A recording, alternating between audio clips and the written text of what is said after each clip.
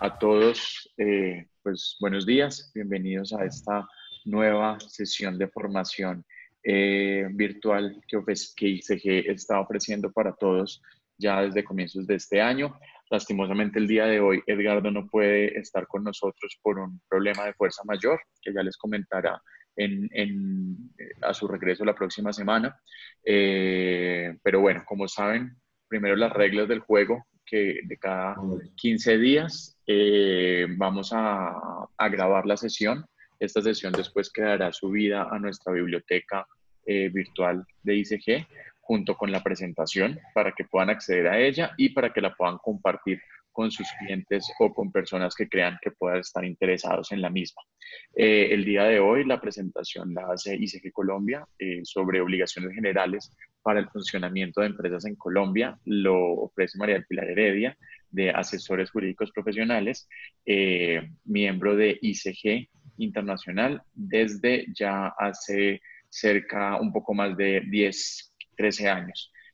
María del Pilar es abogada, especialista en Derecho Comercial.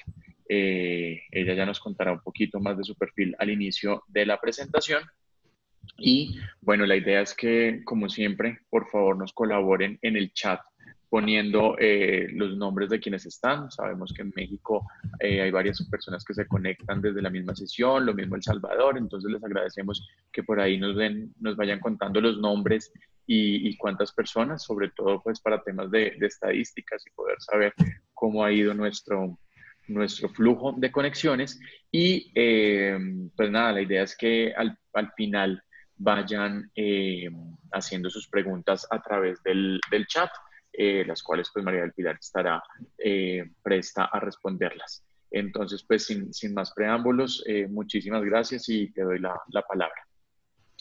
Bueno, buenos días para todos. De verdad es un gusto haber podido colaborar y participar de esta jornada de capacitación, que en mi sentir más que eso es sencillamente un trabajo de integración y de participación en aras de contribuir en un buen ejercicio y en una buena desarrollo de la red como tal. Yo pues quiero contarles efectivamente, como dijo Santiago, pues sí, soy abogada, especialista en derecho comercial, especialista en derecho financiero y digamos que el vínculo que me ha llevado en el ejercicio profesional me ha permitido entrar de lleno en el manejo del derecho corporativo y orientar toda nuestra actividad en la asesoría jurídica profesional de las empresas, precisamente procurando el cumplimiento de todo este tipo de obligaciones y de responsabilidades que surgen por mérito de la ley y que son las que los llevan a contribuir, digamos que de una manera cabal en el cumplimiento de las normas y en el crecimiento de sus propias empresas. El sentido de esta charla pues va encaminado a revisar de una manera muy general y muy enunciativa las obligaciones a las cuales se ven abocados los empresarios que desarrollan actividades en Colombia, de cara a suministrarles a ustedes más bien como esa información básica que puede servirles como una primera aproximación a los clientes o a los referidos que quieran llegar a invertir en Colombia o que tengan negocios para expandir aquí. Digamos, de manera muy general, quiero contarles que Asesores Jurídicos Profesionales está ubicado en la ciudad de Cali, que desde Cali manejamos atendemos clientes en diversas zonas del país, que tenemos una cercanía importante con el puerto de Buenaventura, que es el principal puerto sobre el Pacífico, y que por esta razón extendemos nuestros servicios allí y a ciudades del eje cafetero. Y digamos que Buenaventura es un tópico, es un punto de referencia porque es por donde generalmente entran y salen la mayor parte de los productos que se comercializan en el país. Como anecdótico, dentro de la parte precisamente de la razón de ser de esta charla y de lo que se ha centrado el trabajo de nuestra parte, va el hecho de haber ido generando en estos más de 30 años de ejercicio profesional, el conocimiento, la cercanía con empresas pequeñas, con personas que se volvieron nuestros clientes y que por una u otra razón empezamos a advertir el incumplimiento de esas obligaciones. Eh, Son empresas que surgen en primera instancia de núcleos familiares o en muchas ocasiones de sociedades de hecho que por efecto de la informalidad crecen, saben comercialmente cómo manejar su negocio, se disparan económicamente, pero toda la formalidad del apoyo jurídico y contable y demás no lo tienen y por consiguiente empiezan en el transcurso del tiempo a recibir pues, requerimientos administrativos o de carácter judicial, precisamente porque en este país desafortunadamente hay mucha volatilidad y mucha poca firmeza en cuanto a duración se refiere, principalmente en las normas de carácter tributario y contable. Para ir entrándonos en el tema, pues lo primero que tenemos que decir es que nuestra legislación y la jurisprudencia y la doctrina hacen referencia tanto al empresario como al comerciante, marcan esa diferencia y cuando digo que la marcan es porque finalmente el empresario sí está enfocado en una órbita un poco más grande, requiere y es requisito para ser considerado empresario la existencia de un establecimiento de comercio y obviamente se mueve en unos ámbitos que son más formales y digamos que con más rigidez. Normalmente esto se marca en las empresas que son de tamaño mediano hacia el grande. El comerciante por lo general pues ya no requiere del establecimiento de comercio como tal, sí quedan registrados en las cámaras de comercio, más adelante hablaremos de eso, y se trabaja más desde, al contrario, desde la formalidad hacia la informalidad y por eso mismo se orienta hacia las medianas y las pequeñas empresas. En nuestra firma y en el apoyo que nosotros brindamos aquí, sin dejar de lado las grandes empresas que de alguna manera contamos con un número importante de asesoría para ella, nuestro nicho de verdad son las medianas y las pequeñas empresas que hemos podido contribuir a su organización, a su formación y a salir adelante con todo el cumplimiento de la reglamentación. Si hablamos entonces de empresario y comerciante, pues ya sabemos que la normatividad aplica tanto para el uno como para el otro y lo primero que tenemos que resaltar es que esa actividad se desarrolla en el marco de la actividad que ejecutan sin tener diferenciación si se trata de actividades desarrolladas por sociedades nacionales o por sociedades extranjeras. Cuando nosotros hablamos aquí del marco legal, nos estamos refiriendo puntualmente a que en nuestro ordenamiento comercial, en nuestro Código de Comercio, en los artículos 469, 470 y 471, hace referencia puntual a lo que tiene que ver con las sociedades extranjeras y las reconoce como tal. El artículo 469 las define, dice que son sociedades extranjeras las sociedades constituidas conforme a la ley de otro país y con domicilio principal en el exterior. Sin embargo, el artículo 470 habla de la vigilancia y refiere que todas las sucursales de sociedades extranjeras que desarrollan actividades permanentes en Colombia están sometidas a vigilancia del Estado y esta se ejerce a través de la Superintendencia Bancaria o de la Superintendencia de Sociedades según su objeto social.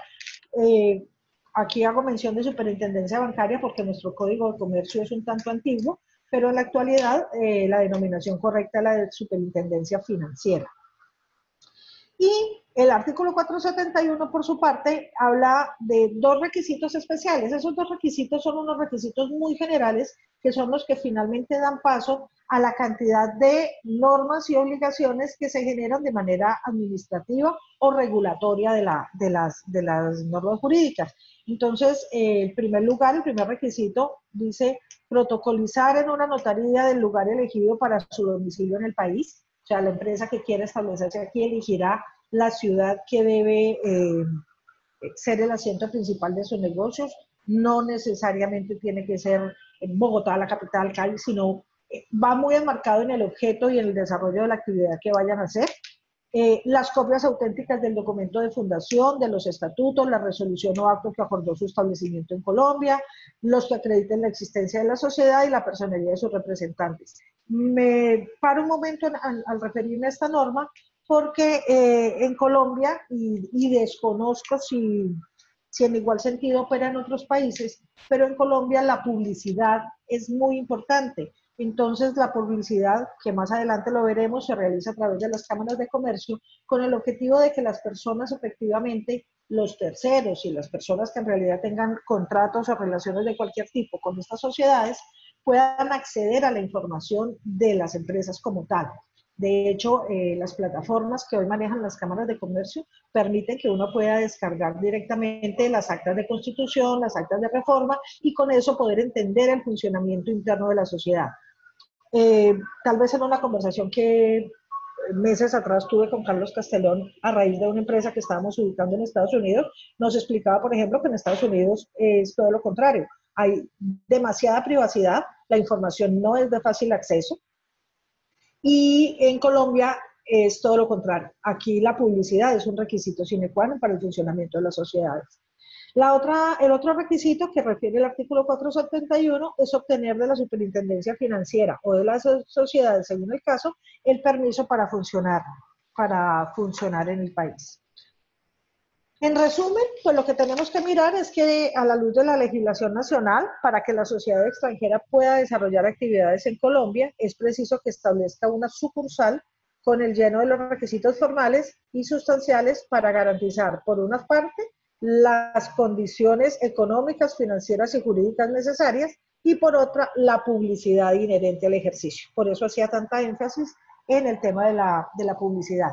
De no cumplirse con esos requisitos, lo que sucede es que las personas entran a ser solidariamente responsables por las actividades que desarrollan aquí. Entonces, es importante que sea la empresa la que quede constituida como tal para que las personas naturales no entren a ser responsables solidariamente por las obligaciones de ellos.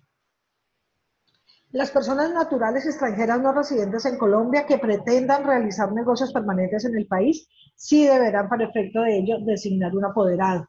Y este debe cumplir con todos los requisitos. Cuando estamos hablando de extranjeros no residentes en Colombia, por el contrario, los extranjeros residentes pueden celebrar cualquier tipo de negocios, sean o no permanentes, sin necesidad de cumplir con el requisito de la designación del apoderado especial. La sociedad comercial debe constituirse por documento privado, si se trata de una sociedad con acciones simplificadas o en las demás posiciones por escritura pública, y debe indicarse la nacionalidad de los otorgantes y el documento que los identifica legalmente. Como la normatividad no prohíbe la constitución de sociedades donde las personas que la conforman sean extranjeras, pueden acreditarlo perfectamente con el pasaporte y ese es el documento que les permite autenticar y realizar cualquier tipo de gestión pues, dentro del país. En ese orden de ideas, pues lo que continúa allí es como delimitar un tanto cuáles son ese tipo de obligaciones a las que se ve, o de responsabilidades a las que se ve abocado cualquier tipo de sociedad en Colombia. Tenemos unas obligaciones que son de orden corporativo societario, tenemos unas obligaciones que son de orden contable, otras que van de materia cambiaria, otras que van en materia tributaria y otras que van en materia laboral. Yo sé que muchos de nuestros acompañantes aquí son de las firmas contables.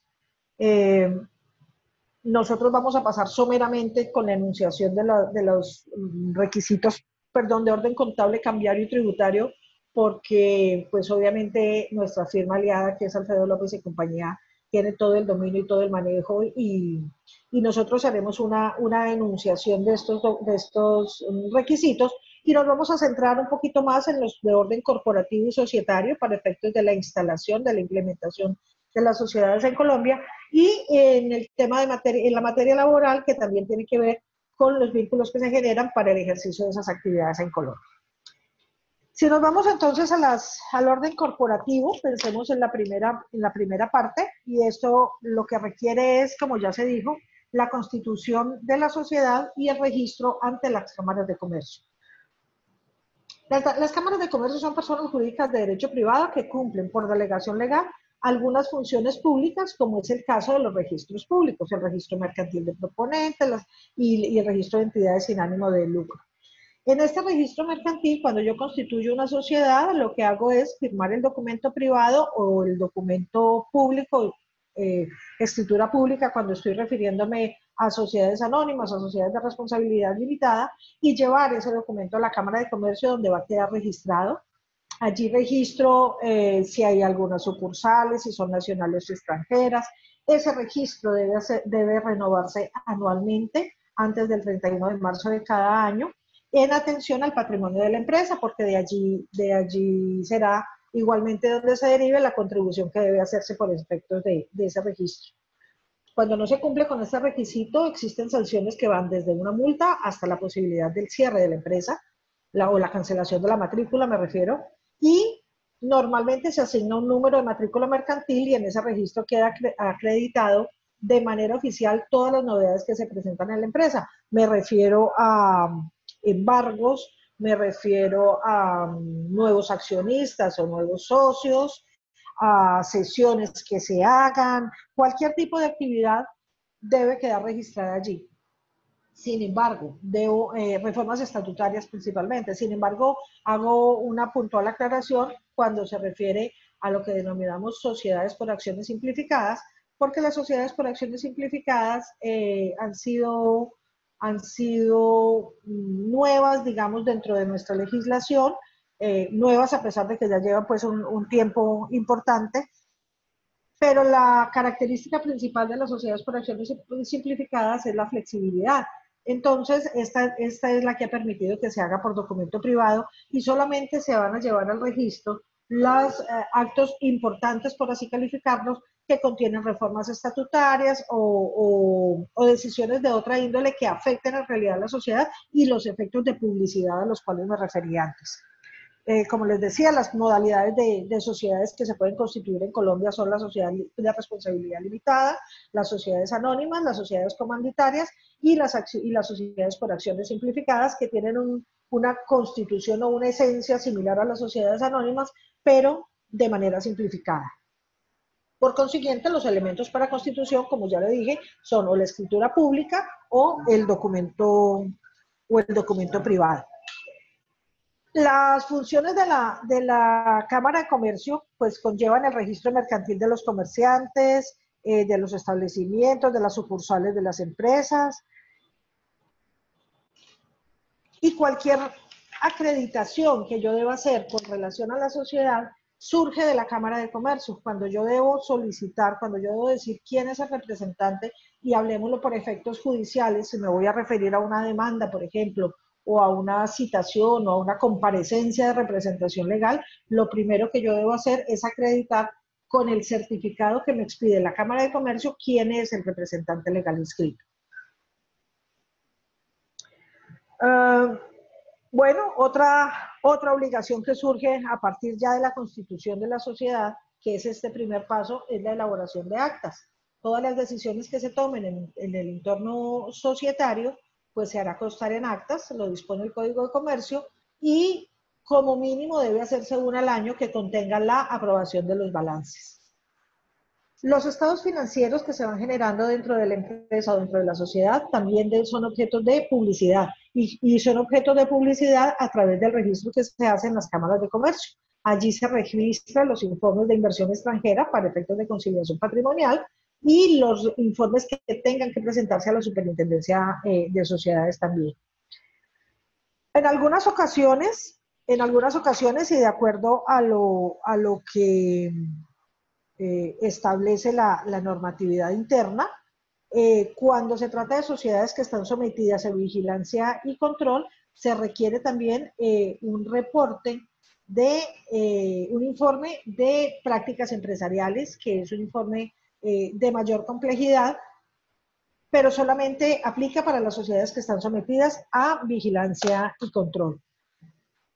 Tramitar la resolución de facturación, digamos que es un paso igual inicial, y esta resolución de facturación se debe tramitar ante la DIAN, porque sin que haya resolución de facturación no se pueden emitir facturas. Ningún tipo de factura es válido si no tiene la resolución de facturación aprobado por la DIAN. Ante la Cámara de Comercio también se debe quedar inscrito el libro de actas y el libro de accionistas. En el primero, pues, se recogen todas las decisiones que se van tomando en torno a la sociedad, y en el segundo se consignan los movimientos de las acciones que hay o de propiedad, pues, de la empresa. En el registro mercantil también deben quedar registradas las páginas web y los sitios de internet de origen colombiano que operen. Y cualquier cambio corporativo también debe ser informado a la Superintendencia de Sociedades, principalmente cuando se trata de sociedades sometidas a vigilancia o control. Por la innovación y por todo lo que ha surgido con relación a los sistemas de control y de riesgo de lavado de activos, también hubo normatividad expresa en Colombia, y desde hace de un tiempo para acá, se debe adoptar por las sociedades un sistema de autocontrol y gestión de lavado de activos. Sin embargo, la norma inicialmente fue muy general y ha ido modificándose y ha ido incluyendo, dependiendo de las actividades, esa obligación. La última reforma, por ejemplo, hizo referencia a empresas que desarrollan actividades en el sector inmobiliario, en el sector de explotación de minas y canteras, en servicios jurídicos, en servicios contables de cobranza o de calificación crediticia, en comercio de vehículos, partes, piezas y accesorios, construcción de edificios. Y finalmente generalizó diciendo cualquier otro sector, siempre y cuando que al 31 de diciembre del año anterior hubiera tenido ingresos totales o superiores a 160.000 salarios mínimos. Estos son alrededor de $40.000 más o menos. Y la obligación surge tan pronto se cumple el requisito. O sea, si yo tengo movimientos financieros superior a eso, inmediatamente quedo obligado a adoptar este sistema de autocontrol y gestión de riesgo de lavado de activos. Adoptar sistemas de programa de ética empresarial también es específico, y cuando digo que es específico es porque hace más referencia a las sociedades que están sometidas a vigilancia y control, y esto también debe ser informado a la Superintendencia Financiera. Dice la norma en particular, están obligadas a adoptar un programa de ética empresarial las sociedades vigiladas por la Superintendencia de Sociedades que en el año inmediatamente anterior hayan realizado de manera habitual negocios de cualquier naturaleza con personas naturales o jurídicas extranjeras de derecho público o privado, siempre y cuando concurran las dos situaciones que se mencionan a continuación. El primero es que el negocio o la transacción internacional se realice a través de terceros, y lo segundo es que estén relacionados con sectores económicos determinados. Por eso me refería inicialmente a que existe la normatividad precisa para determinar qué tipos de sectores económicos están obligados a generar esta obligación del programa de ética empresarial. Pagar la contribución especial de acuerdo al monto de los activos, lo decía inicialmente, cuando registras en Cámara de Comercio y haces las renovaciones, pues tiene que ver directamente con los capitales que puedas reportar allí, y con base en eso se hacen los aportes. La conservación con arreglo a la ley de la correspondencia y los documentos relacionados a los negocios y a la actividad que desarrolla la empresa. En Colombia la conservación de documentos para efectos comerciales está a 10 años.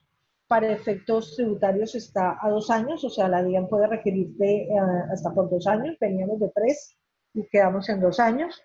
Ya después de 2 años las declaraciones de renta y demás quedan en firme. En consecuencia, digamos que por efectos netamente comerciales sí es necesario conservar la documentación importante por 10 años como mínimo. Sin embargo, pues como ya lo dije, Cámara de Comercio tiene el registro de las verdaderas decisiones importantes de la Constitución, de la representación legal, y eso permanecerá allí. Es obligación también denunciar ante la jurisdicción en el momento que sea pertinente la cesación de pago de obligaciones cuando la empresa entre en estado de cesación de pagos.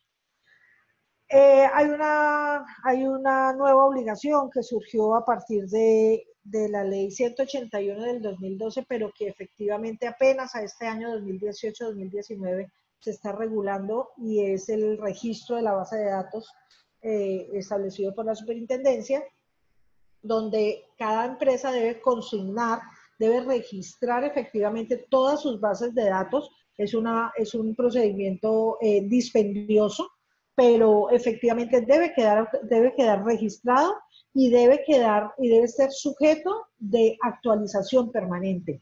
Por lo menos una vez al año debe ingresarse a la base de datos, bajar las bases de datos que ya no forman parte y subir la información de las que nuevamente se han ido incrementando, y de la mano de eso contar obviamente con las autorizaciones de tratamiento de datos en todas y cada una de las actuaciones que se realicen al interior de la empresa y frente a terceros.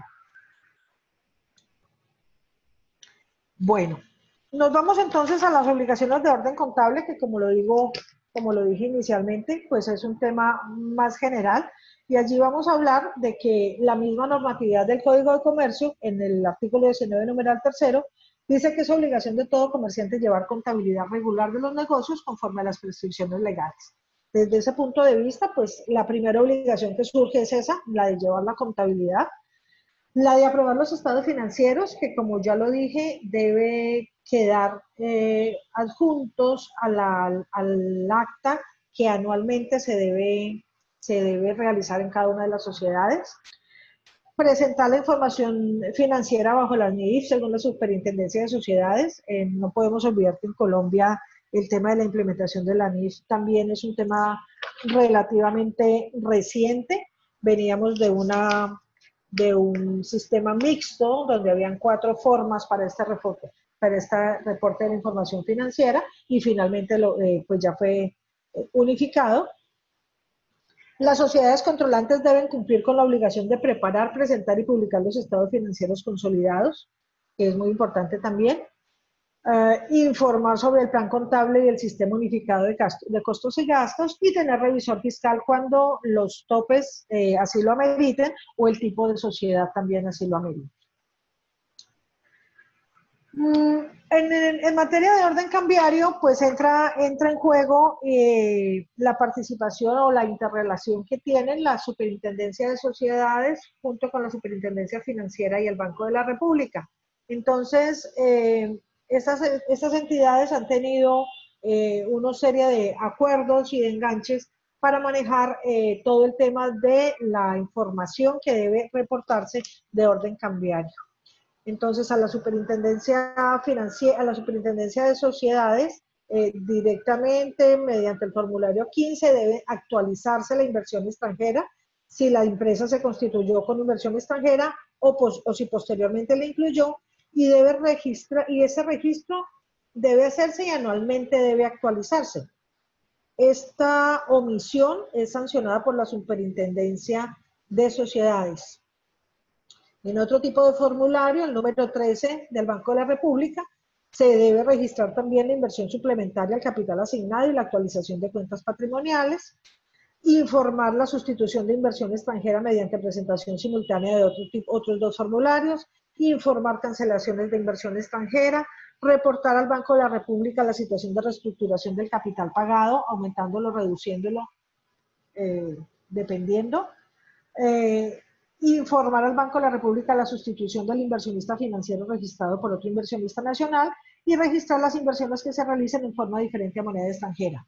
Lo que evidencia este tipo de obligaciones de orden cambiario efectivamente es la vigilancia y el ojo avisor que tiene el Estado para la participación de las sociedades extranjeras en Colombia.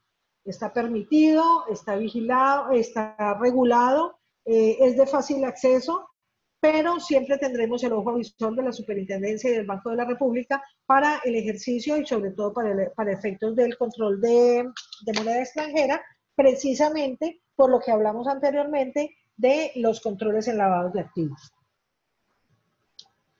En materia tributaria, pues ustedes saben que existen también unas obligaciones que son formales y sustanciales. Las obligaciones tributarias sustanciales pues hacen referencia al hecho de pagar el tributo, de pagar el impuesto, y la obligación tributaria formal hace referencia a los procedimientos que se están obligados a seguir para poder cumplir con ese pago de los tributos. Entonces, digamos que dentro de las formales, la primera obligación que se tiene es la de declarar la renta.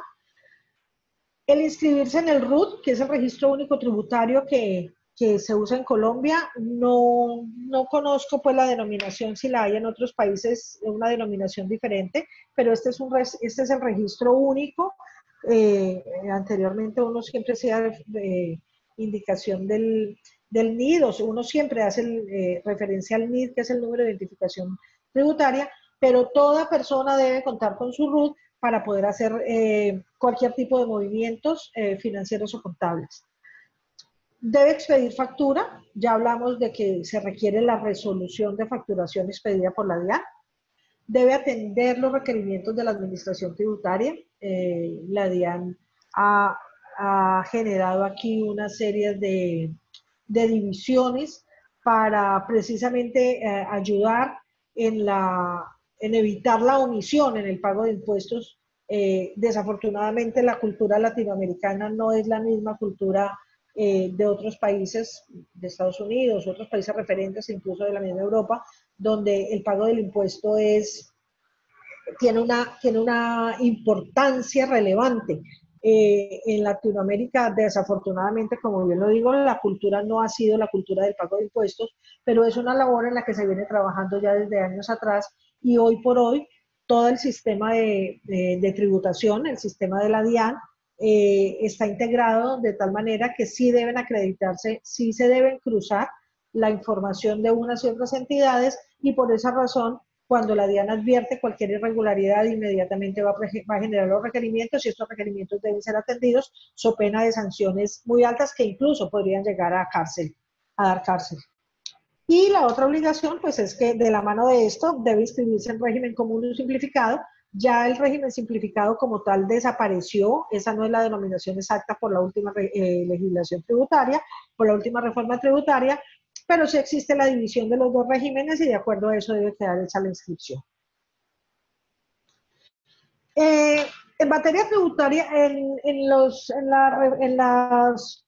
requisitos sustanciales, pues ya viene la otra parte, y es, por ejemplo, el hecho de efectuar las retenciones. Siempre que se pague factura se deberá aplicar la retención en la fuente y la retención de industria y comercio de ICA. Y en algunas oportunidades, de acuerdo a las tasas que ha definido la ley, hacerse las retenciones también por el impuesto a valor agregado IVA. Declarar renta una vez al año. Generar la información exógena. Esta es una declaración que parte precisamente de ese cruce del que estábamos hablando hace rato. Entonces, se debe bajar la información exógena y debe presentársela, que es con lo cual la DIAN hace toda la valoración efectivamente del impuesto que las personas pagan. El IVA, que es el impuesto a valor agregado, que sí es conocido pues en toda parte. El ICA, que es el impuesto de industria y comercio, no opera en todas las ciudades, depende de donde estén establecidos y dependen de la actividad que realicen y dependen del establecimiento de comercio abierto al público. La declaración de activos en el exterior, que surge también luego de la última reforma tributaria, o ley de financiamiento más bien. El impuesto a los dividendos para sociedades nacionales, el impuesto a la riqueza o impuesto complementario de normalización tributaria al impuesto a la riqueza. El impuesto a la riqueza también fue motivo de reglamentación, de regulación a través de la ley de financiamiento, entonces hayan habido unas modificaciones. La declaración de ingresos y patrimonio, la declaración de cambio de titular cuando se trata de inversión extranjera, la declaración de información comprobatoria y precios de transferencia, y la declaración anual de activos en el exterior. En resumen, ha habido una unificación de normas en materia tributaria y contable, y la ley pues finalmente actualizó el lenguaje del estatuto tributario, y ahora en todo caso se refiere siempre a las NIF. Las empresas pasaron de estos 4 sistemas contables a que me refería, el decreto 2649 del 93, NIF, conciliación fiscal y libro tributario, a un sistema que regula la conciliación fiscal directamente, pues de acuerdo a las normas NIF. Las sociedades tienen una tarifa única, Pueden deducir impuestos sobre renta al IVA, sobre los bienes de capital utilizados en procesos productivos. Se unificó el régimen para todas las zonas francas que tributan diferencial de 20% y no tienen que pagar para fiscales. Y introdujo algunos beneficios tributarios a los hoteles nuevos que se establecen en municipios de menos de 200.000 habitantes. Ahí se generan unas exenciones a la venta de energía eléctrica y demás. Esto es la ley de financiamiento que fue expedida en este año y ha traído una serie de grandes modificaciones, pero que finalmente lo que nos llevan es a regular el cumplimiento de todas las obligaciones frente a las autoridades administrativas y judiciales. Por último, y para que no nos extendamos mucho, pues entramos en el tema de las obligaciones en materia laboral, que para mí son verdaderamente importantes porque efectivamente cuando las empresas llegan a establecerse en Colombia, lo primero que deben definir es la vinculación de las personas que han de llegar a laborar aquí. Entonces, digamos que en materia laboral, las obligaciones que la ley contempla, la primera que tenemos que mirar es definir el tipo de contrato que se ha de firmar y especificar las condiciones del mismo. En Colombia, el contrato laboral, digamos que desde la parte básica, el salario mínimo está establecido, lo fija el gobierno nacional, y a ese salario mínimo se le suma el subsidio de transporte. Hoy el salario mínimo más subsidio de transporte asciende a 1.656.000 pesos aproximadamente, alrededor de $520. Se reconocen unas primas semestrales, 15 días de salario por tiempo laborado durante cada semestre. Vacaciones son 15 días hábiles por cada año de servicio, y la obligación del reconocimiento al incremento salarial anual, que generalmente aplica cuando hay trabajadores de salario mínimo. No es obligatorio para todos los trabajadores del sistema privado. Entonces, pues siempre se revisa para saber ese tipo de incrementos. La otra obligación que surge tan pronto se genera el tema de la vinculación contractual. Cuando yo me referí inicialmente y me voy a devolver aquí, al tipo de contrato para suscribir y especificar las condiciones del mismo, es porque la modalidad, al igual pues que la mayor parte, es el contrato verbal o el contrato escrito, pero también lo hay a término indefinido, lo hay a término fijo, lo hay por obra o labor, lo hay por destajo. Entonces, dependiendo de la actividad que se haya de desarrollar, de esa misma manera debe quedar enmarcado el tema del contrato. Sin embargo, y en esto hago una referencia especial, también recuerden que existe la modalidad de la contratación por prestación de servicios. Esta modalidad escapa de la órbita laboral, escapa de todas las obligaciones laborales, pero generalmente cuando no es bien utilizado, da lugar a que se presenten reclamaciones o demandas pretendiendo lo que se ha denominado el contrato de realidad, a efectos de que sea reconocida ese contrato de prestación de servicios como una relación verdaderamente laboral, con todas las obligaciones y todas las consecuencias de carácter económico que tiene el vínculo laboral.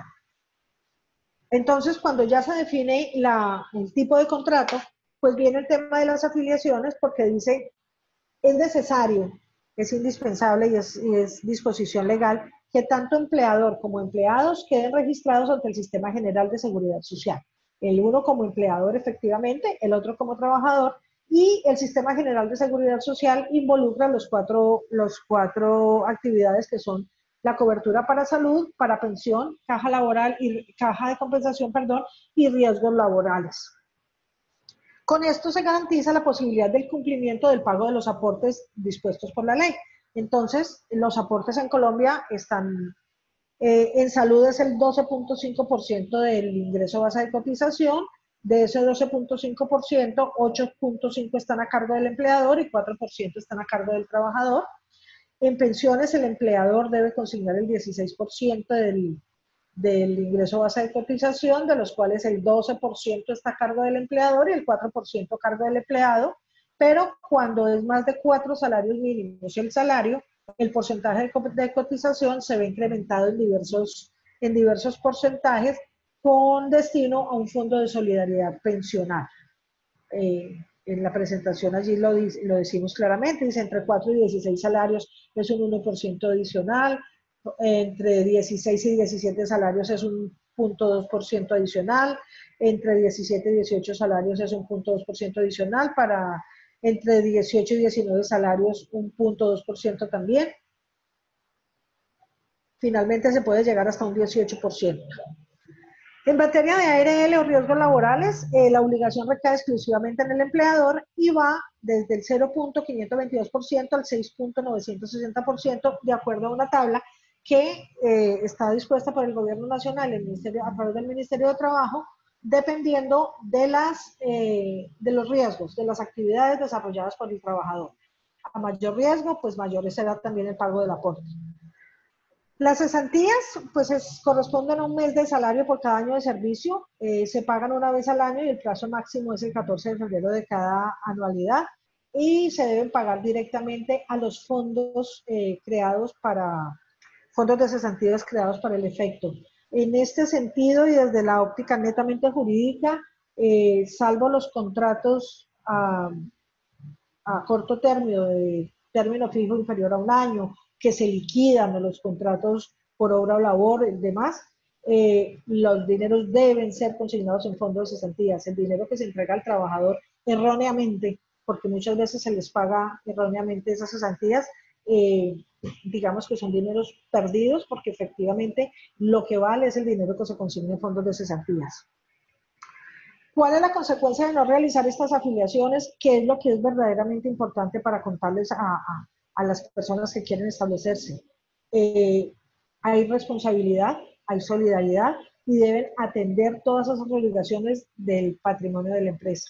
Entonces, digamos que un accidente de trabajo, digamos que una enfermedad profesional, todas esas situaciones, pues son atendidas por las entidades del Sistema General de Seguridad Social sin ningún inconveniente, pero en caso de no cumplir con este tipo de afiliaciones, es la empresa la que debe atender estos gastos. El pago de planillas para fiscales, pues es otro pago adicional que está obligado a las empresas, es exclusiva del empleador y se calcula como un porcentaje sobre el valor total de la nómina. Ahí van incluidos los aportes a cajas de compensación o subsidio familiar, los aportes al Instituto Colombiano de Bienestar Familiar y los aportes al Servicio Nacional de Aprendizaje SENA. Aparentemente ustedes dirán que esto es una locura, contarle a las personas que quieren establecerse en Colombia la cantidad de pagos que hay que realizar. Pero efectivamente es lo que corresponde, y lo hago como una anotación particular. En Colombia la ley es muy proteccionista del trabajador, exageradamente proteccionista del trabajador.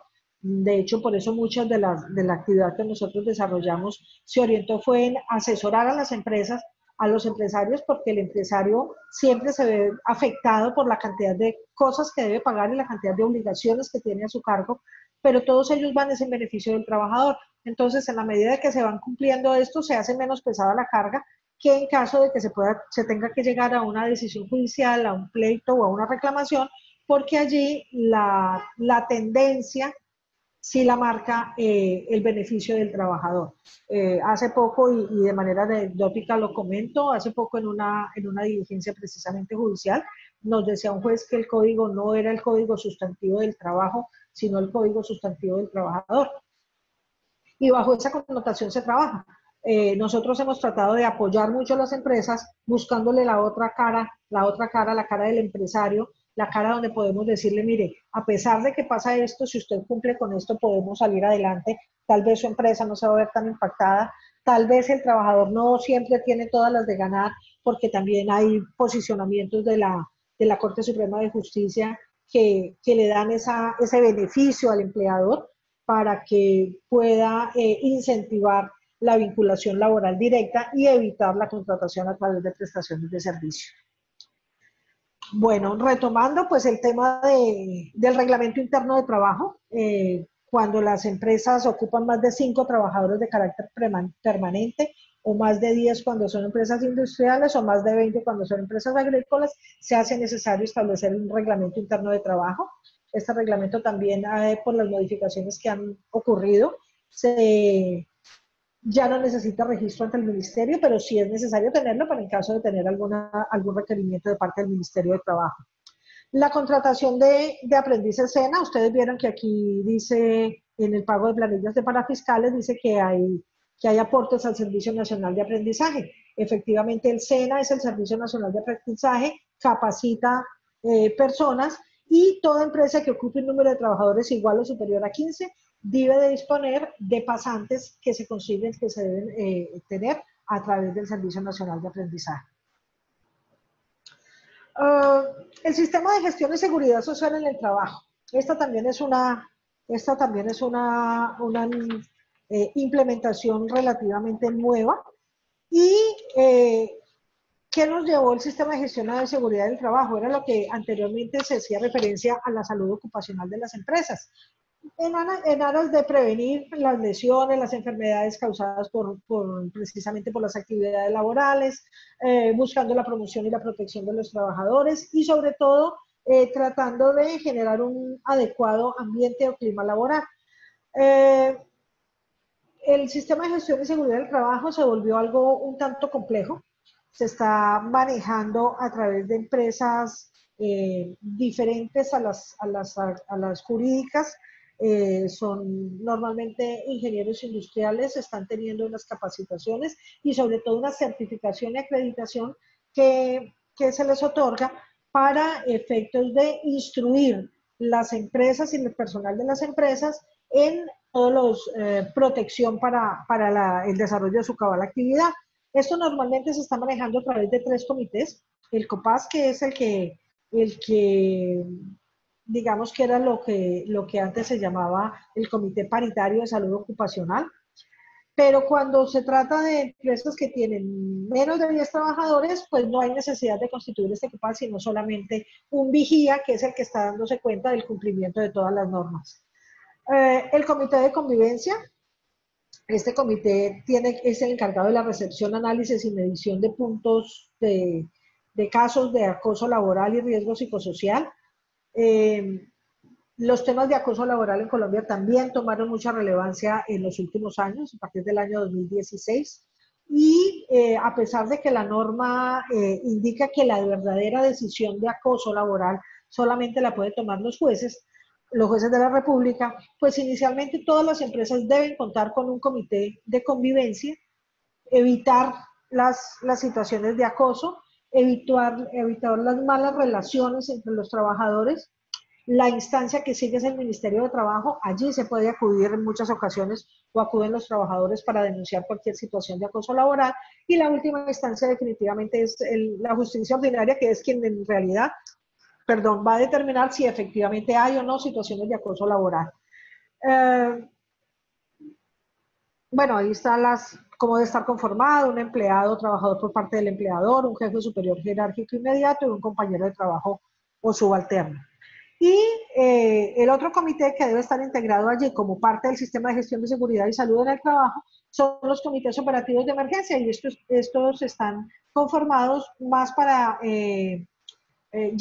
para ser llamados en el momento de la atención de emergencia y el cumplimiento de los protocolos que son establecidos por el Ministerio del Trabajo. Por último, la ley 1857 de 2017 estableció un beneficio adicional para los trabajadores, y es que es la jornada especial de la familia. Todos los empleadores están obligados a generar semestralmente una actividad para que los trabajadores disfruten en torno a sus familias. Entonces las empresas lo que deben procurar es o generar una actividad que se hace a través de las cajas de compensación o demás, donde vaya el trabajador, su familia inmediata, su esposa, sus hijos, compartan y disfruten y demás. O en algunas partes lo que se está haciendo también es generar, por ejemplo, el día del cumpleaños se le otorga el beneficio al trabajador para que esté en familia, pero debe garantizarse que no está siendo utilizado ese tiempo en una actividad diferente. Otra obligación que está también planteada por la normatividad es el tema de la dotación. Todos los trabajadores que tengan salario inferior a 2 salarios mínimos deben recibir dotación, vestido y calzado, es imperativo de ley. Y por último, pues los beneficios de las licencias, la licencia de maternidad que en Colombia es de 12 semanas y muy recientemente la licencia de paternidad que le otorga al esposo 4 días, 4 días para disfrutar cuando han tenido el nacimiento de sus hijos. Bueno, en resumen, y como lo dije al principio, pues esta es una información muy general con relación a las obligaciones que deben cumplirse en Colombia cuando las empresas han de instalarse. Nosotros procuramos atender los requerimientos cuando las empresas llegan aquí o cuando nos consultan. Tenemos además algún tipo de asesoría en materia de asegurabilidad.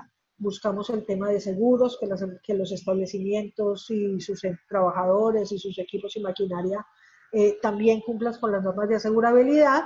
Y pues esto solamente era un barrido general para que ustedes puedan tener como una base de información cuando se generan este tipo de empresas o de clientes o referidos que tengan interés en llegar a Colombia. Muchas gracias y pues estoy dispuesta a cualquier tipo de pregunta o aclaración que requiera. Bueno, pues muchas gracias. Bastante interesante. De hecho, se fueron conectando otras personas a quienes al principio no les alcanzamos a dar la bienvenida. Como dice ella, pues está atenta a responder a sus preguntas. Si quieren, pueden ya sea hacerlas a través del chat o directamente activando el micrófono. Hay personas de Brasil que se agregaron recientemente.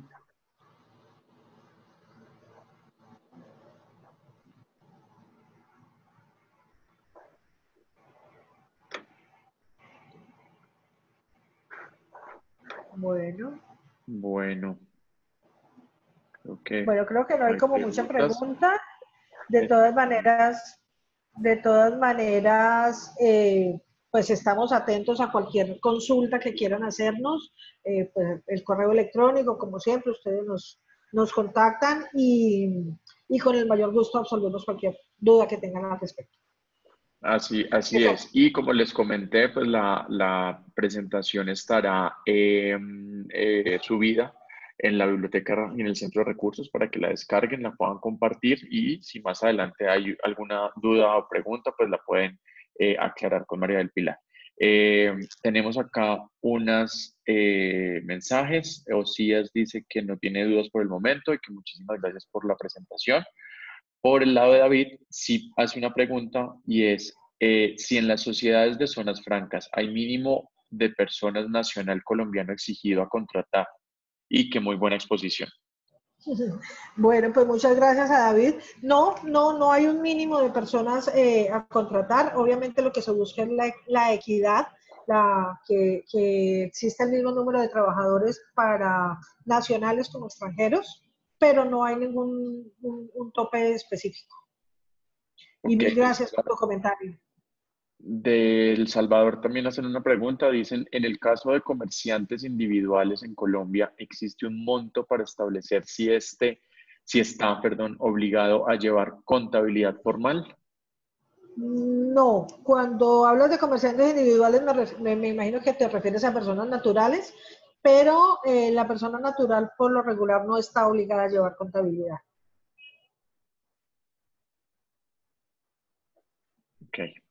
Las sociedades sí están obligadas a llevar contabilidad, pero las personas naturales no. Sin embargo, y lo cuento también de manera anecdótica, hace poco tuvimos una situación en un juzgado y se trataba de una persona natural y siempre nuestro argumento y el argumento de la asesora financiera y de la contadora fue no hay obligación de llevar contabilidad, pero por efectos comerciales, digamos que para efectos de DIAN, o sea, de la Dirección de Impuestos Nacionales y para reclamaciones de ese tipo, no hay necesidad de llevar esa contabilidad, pero por efectos comerciales, digamos que es un tema de orden, de organización, el tener un balance hacia atrás, pero de resto no está obligado. Ok. Hacen otra pregunta y es, ¿cuál es el monto establecido en Colombia para que se concrete la obligación de realizar auditoría fiscal? No tengo el dato exacto, no lo tengo. Nosotros en esa información nos apoyamos más en la parte tributaria y demás que en la que nos apoya o Alfredo López en su momento, que no sé si hay alguien conectado de Colombia, No. o, o dependiendo de las empresas, sus asesores tributarios y demás, pero no tengo en este momento la información exacta. Bueno, creo que no hay más preguntas. Saludos de felicitación y por la presentación de OSIAS.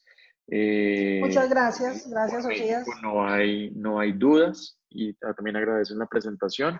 Y bueno, nos veremos en la próxima a cargo de Celio de ICG Uruguay el 30 de este mes, en 15 días. Feliz Vale, tarde a todos. vale, mil gracias.